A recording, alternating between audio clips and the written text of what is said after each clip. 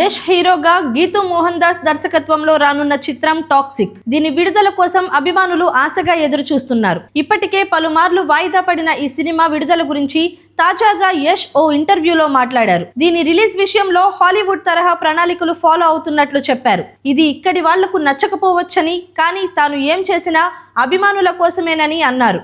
ఓ Hollywood magazine cover ఫోటోకు పోజులు ఇచ్చిన యష్ దానికి ఇచ్చిన ఇంటర్వ్యూలో టాక్సిక్ వాయిదాల గురించి మాట్లాడారు. ఆ సినిమా అంతర్జాతీయ స్థాయిలో విడుదల కానుంది. మేం అన్ని ప్రాంతాలను దృష్టిలో పెట్టుకుని విడుదలను ప్లాన్ చేస్తున్నాం.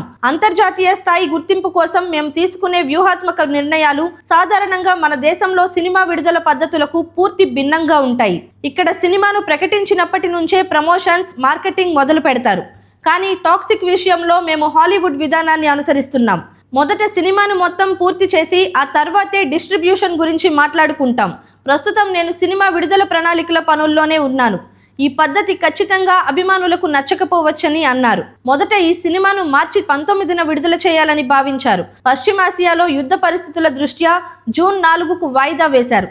తర్వాత ఈ తేదీకి కూడా రావడం లేదంటూ యష్ పోస్ట్ పెట్టారు. గ్లోబల్ మార్కెట్ను దృష్టిలో పెట్టుకుని ఈ నిర్ణయం తీసుకుంటున్నట్లు తెలిపారు. సినిమా షూటింగ్ ఎప్పుడో పూర్తయిందని, ప్రపంచవ్యాప్తంగా ఒకేసారి రిలీజ్ చేయాలనే ఇప్పుడు వాయిదా వేస్తున్నట్లు వెల్లడించారు.